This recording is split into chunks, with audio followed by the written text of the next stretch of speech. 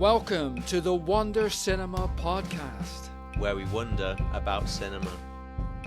I'm filmmaker and film critic Brian Henry Martin. And I'm cinema historian and author Dr. Sam Manning. Welcome to Series 2, where we'll be wondering about the remarkable story of home video in Northern Ireland. The rise and fall of videotape, from format wars to video nasties, piracy, paramilitaries, and the wonder of the video shop. So we want you to... say yes to VHS. Dr. Sam, great to see you again. And everything's been happening. You got married, you went to Japan, you're looking like $1 million. I'm very well, Brian. I'm very excited to be back for Series 2 of the Wonder Cinema Podcast. Yeah, I'm shocked that you're back, but you are here. And Sam, we're looking at video. And this first episode, Rewind. As you all know, the last series was about the history of the Ritz cinema, and we focused on the cinematic history of Belfast. But we wanted to take a bit of a sideways step and look at the history of VHS in Northern Ireland, the emergence and eventual decline of that format, and why it's still relevant today. And Sam, this was a profound moment in all our lives, certainly in my young life, the arrival of video. I mean, it's the start of a revolution, a home entertainment revolution. And I have personally so much love for video. The shops, the tapes, the artwork, the freedom that it gives us. I had a bit of an epiphany. I think I realised that I actually saw all my favourite films not in the cinema, but on video. And that's what kind of made me think, wow, there's a whole story here that feels untold. Yeah, I'm a little bit younger than you, Brian. I wasn't there right at the start of VHS, but it's something I definitely grew up with. We didn't go to the cinema a lot of times when I was growing up. I think most of my, shall I call it, my cinematic education came through VHS from watching videos at home.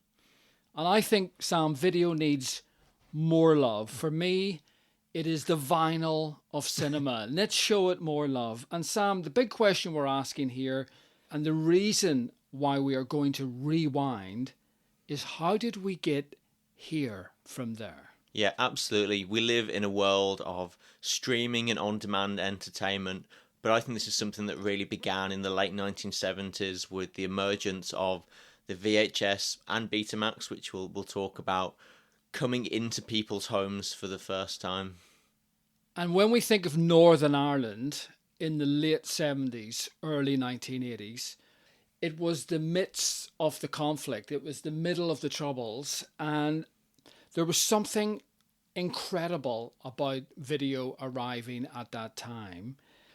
The UK had the highest video per household in Europe, and Northern Ireland had the highest video per household in the UK. So effectively, Sam, we had the highest in Europe, which is incredible. But it obviously happened at a very significant time for Northern Ireland. Yeah, it was kind of the perfect storm of circumstances that led to home video and VHS becoming so popular in Northern Ireland. I mean, across the UK and Ireland, cinema attendance was in decline. A lot of these former picture palaces hadn't been repaired or renovated. They weren't the glamorous places they once were. You obviously have the Troubles, meaning that people are less inclined to go out on an evening out to the cinema. People feel less safe. Northern Ireland's still a very conservative society. You know, mostly everything is shut on a Sunday. All these things come together to make Northern Ireland ripe for the home video revolution. And the most important factor is the bad weather, keeping people inside. Yeah, well, that's for sure. That is the perfect storm. Sam, in the first series, we talked about September 1977, and how cinemas in Belfast had been firebombed, and it was down to only 5 cinema screens in the city. And across Northern Ireland, cinema had virtually disappeared. And I do remember growing up at that time and feeling very isolated from the world. So video came along for us, and certainly for us young people, at the perfect time. And as we entered the 1980s, it felt like music had gone electronic and cinema had gone video. And Sam, we were a captive audience because we were already in lockdown. We stayed at home. So the idea of home entertainment was the perfect solution to all of this.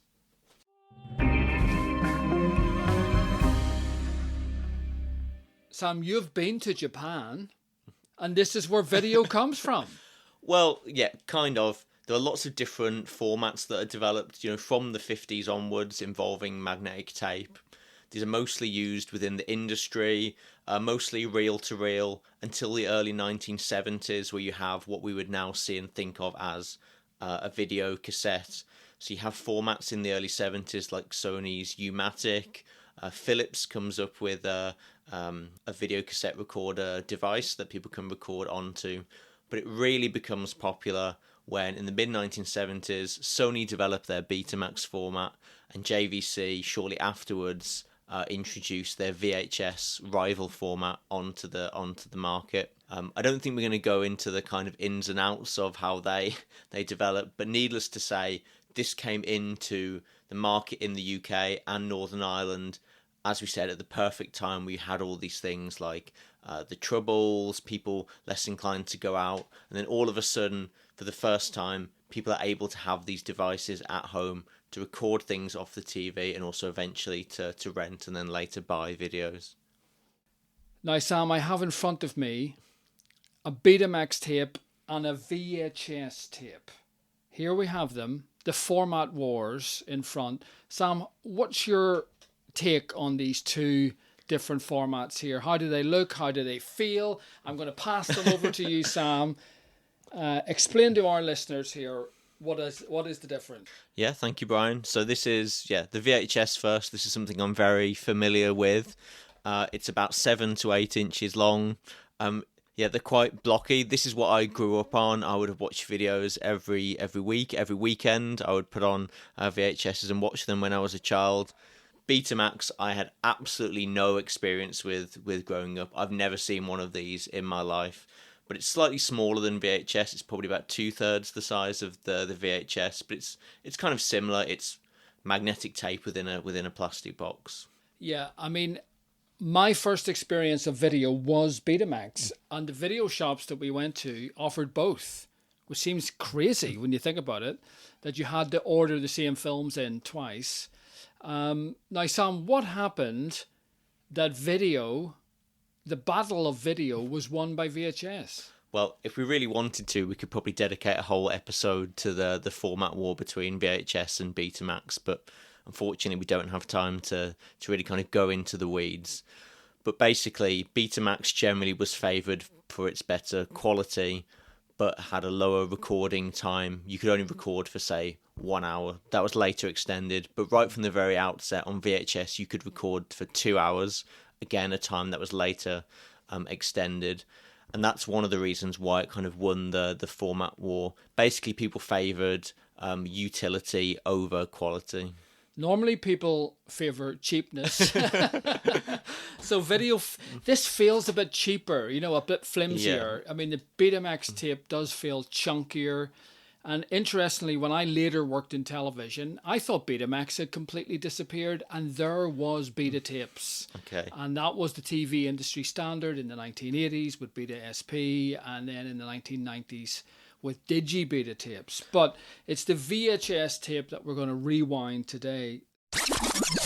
So, Sam, I have a VHS tape in my hand here, but what I'm thinking about here is chicken and egg. I mean, this tape is useless unless you have a player, and vice versa. So how did this come about, and how did we afford to buy all of this? Well, that's a good question, because at the time they were very expensive. You kind of look back in amazement the fact that people were spending significant amounts of their disposable income. Maybe not disposable income, maybe this is money that people didn't have, but the demand was so great to be able to watch things at home. So I've been doing some digging through the archives. The first reference I can see to a VCR was in 1975. Wow. So this was from Philips. So this was pre-VHS, so it was a slightly different system. But there was an advert in one of the Belfast newspapers that was for a Philips video recorder, 2 months old, plus 4 tapes, cost new, £577. Will accept at a giveaway price of £495. Wow. You can spend hours of entertainment recording your favourite TV shows, and it lists a phone number there. I've done some conversions, and apparently £495 in the money of the time ranges from, this is not an exact science, about £4,500 up to 12,300.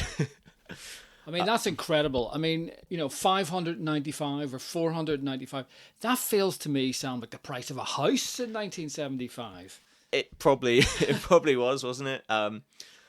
Those prices do go down as it becomes more widespread in the market, and as I say, after JVC launched the VHS format. Yeah, so I have an advert from 1980 for Craig Avon TV service for a Sanyo video cassette recorder. That costs £398, which in today's money is anything from £1,800 to £4,400. So still very, very expensive. That's hugely expensive. I mean, and when you think of the economics of the time, Sam, I mean, the early 1980s, economically was a pretty devastating time. So you kind of wonder, how did people even afford any of this? Yeah, we talked about the kind of wider context of the Troubles, but also, there's lots of unemployment, lots of people becoming unemployed perhaps for the first time, and seemingly spending their redundancy money on consumer goods such as video cassette recorders. Which is the thing to do. But this was a gold rush. Early 1980s, I mean, this is boom time. So in terms of rental of players, was that the way that people could afford? Yeah, absolutely. So people weren't necessarily just buying these VCRs outright. Often they were renting them for a monthly charge.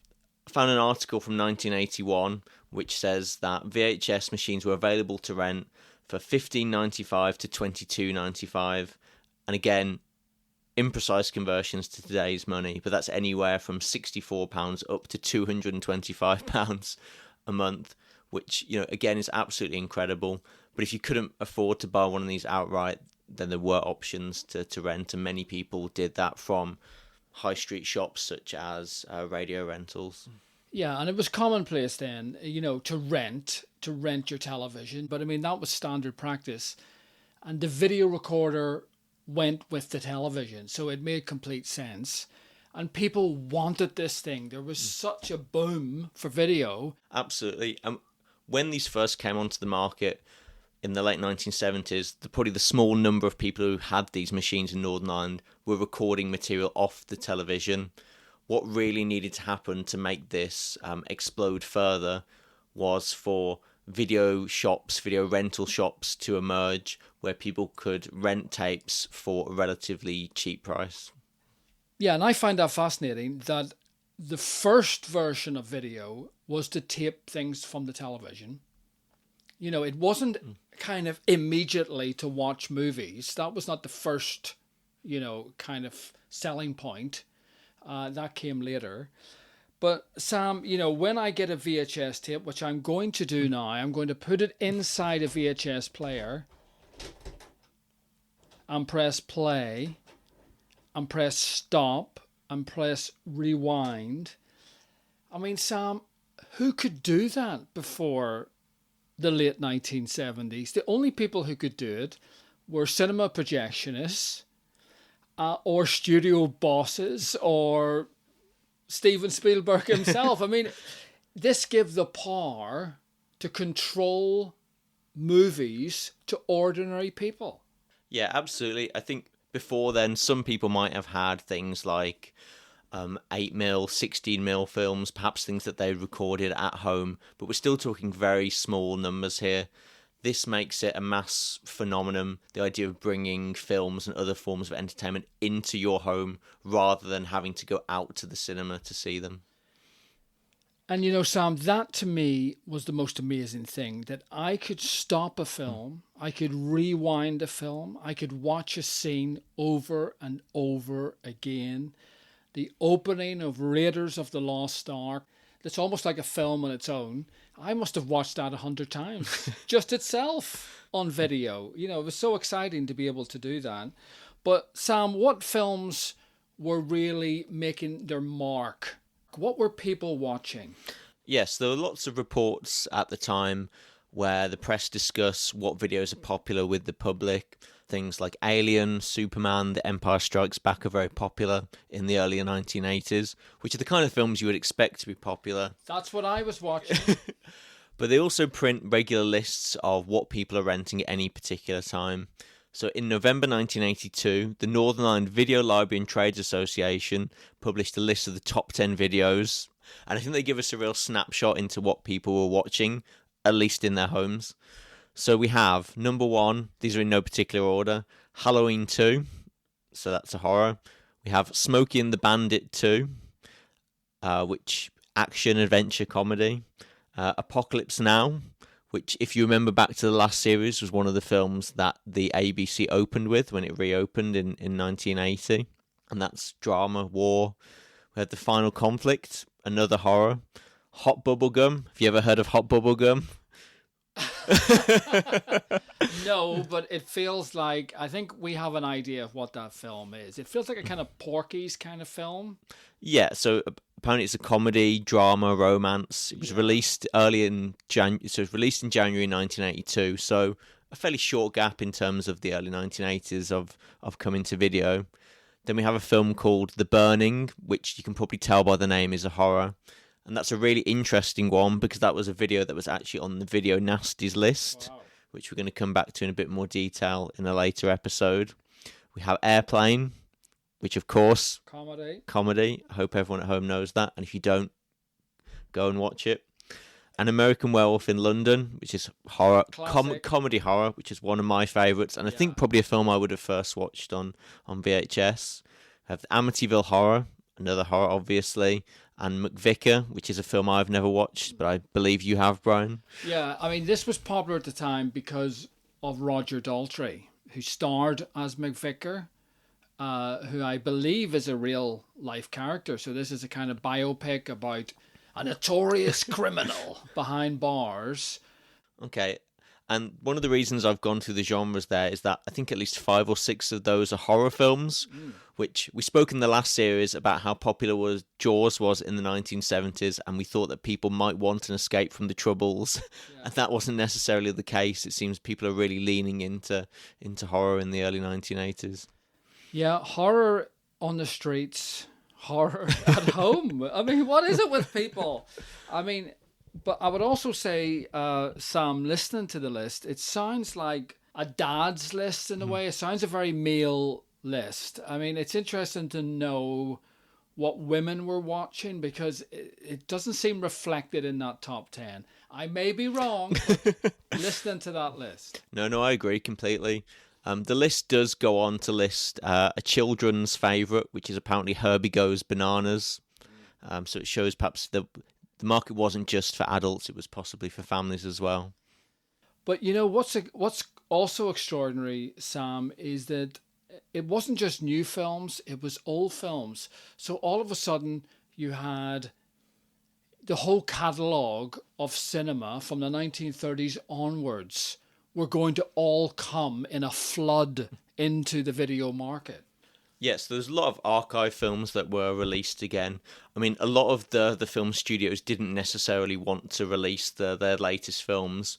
In fact, they saw VCRs as a massive problem because people might copy these films when they were shown on TV or receive illegal copies, which is something we'll talk a lot more about in the next episode. But they really wanted to protect their copyright, and for that reason didn't release a lot of new films onto the market. So Sam, we're on this journey, we're rewinding back to discover when video arrived. You've found evidence of 1975 with a Philips video recorder. Then we know that JVCs, VHS arrives in the late 70s. And then into the 80s, it feels like boom time. But when was the moment where video surged, and especially here in Northern Ireland? Well, it's hard to pinpoint an exact moment, as it is with all these things, but definitely by the early 80s, specific video shops start to open that are renting videos out to people. And by 1981, there were a couple of really interesting articles in the local press that report on the video phenomenon. So the first one is from the Belfast Telegraph that asks, will video kill the TV star? They say that demand is outpacing supply. More people want videos than there are available. Video. Also, that the cost has declined since it first was released, so it's becoming more available. So that Clint Eastwood was very popular in NI, in Northern Ireland, which is something we've spoken before about the power of the Western to the people of Northern Ireland. There's plenty of cowboys in Northern Ireland, yeah. Another thing that it says is that for those with more adult tastes, hiring a double X certificate movie can save you the embarrassment of queuing outside the Avenue. So if you're into that kind of thing, you no longer have to go out to the cinema. They also list some of the costs. So to rent a video was $1.50. So that's an affordable price. So a videotape was £1.50. Yeah, Okay. these prices vary. Obviously, in 1981, $1.50 seems about the standard rate, and to buy a tape at that time was about £40, which I have calculated as around, in today's money, from £160 to £390. Wow, that's incredible. So no one was really buying tapes at this time. They were renting. The film production companies and the distributors priced the videos very, very highly. They wanted people to rent, really, because they hoped that they could re-release films in the cinema. That's where they saw their money coming from, rather than putting straight onto videos for people to buy. So the video shops would often buy copies and then rent them out to people, which is the way many people will remember seeing these films throughout the 80s and 90s. Now, Sam, I was a teenager in the early 1980s. So this period here, I remember so clearly. And you obviously didn't feel safe, going out at night. You didn't feel safe going to the cinema. I mean, that sounds absolutely ludicrous now, but it was the truth. And many cinema screenings were interrupted with bomb scares, etc. There were not other places to go to, entertainment places to go to. So video was really the safe place for you to be, was at home. And, so Sam, what does this tell us about maybe what video offered to certainly me and other young people in Northern Ireland? Yeah, well, maybe I'll give you a politician response and answer your question with another question. But there was a really interesting article at the time which asks, was video the armchair answer to the Ulster Troubles, which is maybe something you can speak on. But they speculate that video is very popular despite the difficult economic and political circumstances that are happening in Northern Ireland at the time. And as you've alluded to before, the fact that video was probably more popular in Northern Ireland than other parts of the UK. In fact, they say that the province has a 4% higher concentration of video players than any other region in the UK. That's a philosophical question in a way, isn't it? I mean, it's quite profound. Is video the armchair answer? And in my experience, living at the time, yes, it was. Because I could be perfectly entertained at home, with video and videotapes and movies, and I felt connected to the whole world through those tapes. I didn't need to leave the house. I mean, there's something quite sad about it because we love this. We love the cinema experience. We love the theatrical experience. So, this was a seismic change in how we consumed films. Yeah, absolutely. And demand was outstripping supply, and lots of new video shops open, lots of independent video dealers, and perhaps they expanded at such a great rate that many people speculated whether this would last, whether people would be able to keep these shops going. There were lots of reports at the time that people had used perhaps redundancy money to open video shops, and they perhaps didn't have the kind of business acumen to keep them going. They didn't have the experience that perhaps some others did. And by 1983, some reports even suggested that the boom was already leveling off, and that some video dealers had already closed. Sam, in 1981, 82, this is when the video boom really kicked in. Yeah, and there are lots of events that spark people's interest in VCRs.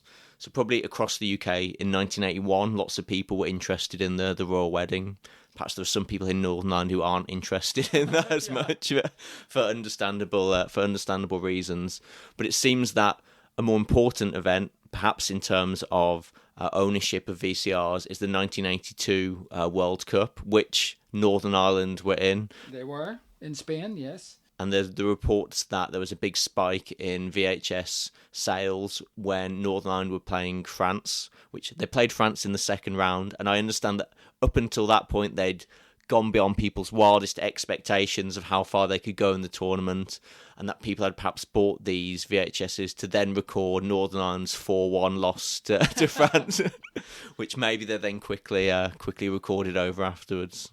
But that's an amazing kind of a spike that happens. And then once the video has entered your home, like you're not getting rid of that video, because it complements your television and it offers an entire library of movies for you to enjoy.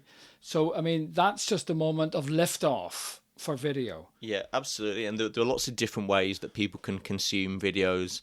So like I said before, lots of people were renting them at the time, but they're also slightly different models. So, for instance, there's a report in 1982 that Roxy Video in Ballymena advertised for a payment of £100 that a customer could have 3 tapes for a year, and they could take 1 every day and 2 on Saturdays if they wanted to.